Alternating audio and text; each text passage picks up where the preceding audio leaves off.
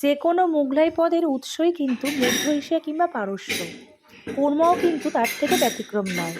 এই authentic Mughlai style mix veg korma বানাতে প্রথমে ঘি ও সাদা তেল গরম করতে হবে। এবার কুচনো পেঁয়াজ দিয়ে মাঝারি আঁচে ভেজে বেরেস্তা বানিয়ে নিতে হবে। আর এই সময় কিন্তু নুন দেওয়ার প্রয়োজন নেই।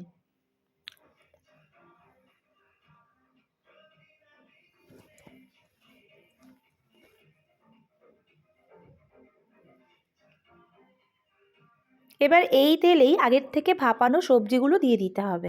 এখন অল্প নুন দিয়ে মাঝারি আঁচে সবজিগুলো ভেজে নিতে হবে যতক্ষণ না রং পরিবর্তন হয়।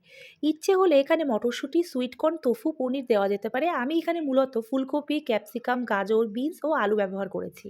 এখানে সব সবজি ভাপানো, ক্যাপসিকাম ছাড়া। ঠিক এরকম রং চলে আসলে তুলে নিতে হবে।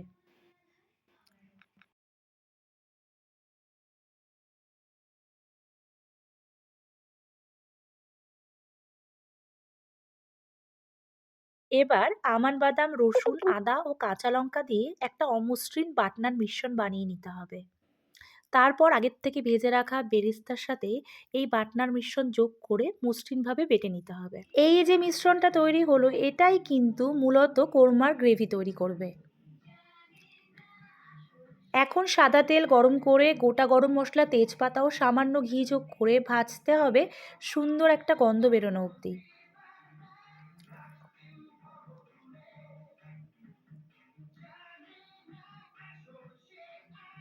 এখন মশলার মিশ্রণটা দিয়ে মাঝারি আঁচে কষাতে হবে সামান্য তেল বেরোনো পর্যন্ত।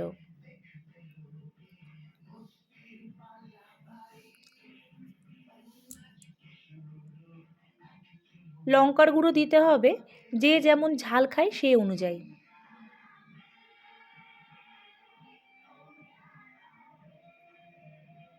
এরপর ফ্যাটানো টক দই দিয়ে একদম কম আঁচে ক্রমাগত নেড়ে চেড়ে কষাতে হবে। দইয়ের কাঁচা গন্ধ চলে গিয়ে মশলার সাথে মিশে গেলে ধনে গুঁড়ো দিয়েও একটু কষাতে হবে। এবার স্বাদ মতো নুন দিয়ে আরেকটু ভাজা ভাজা করে নিয়ে ভেজে রাখা সবজিগুলো দিয়ে মশলার সাথে ভালো করে মিশিয়ে নিতে হবে।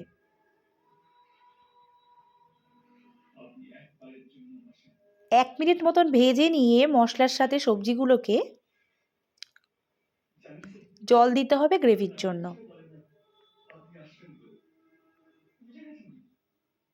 ফুটতে দিতে হবে। এবার স্বাদ অনুযায়ী চিনি, জায়ফল, জয়িত্রী গুঁড়ো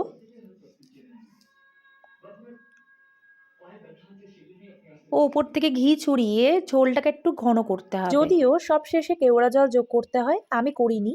পরিবেশনের সময় ওপর থেকে বেরেস্তা ও মালাই ছড়িয়ে দিলে খেতে আরো ভালো লাগবে।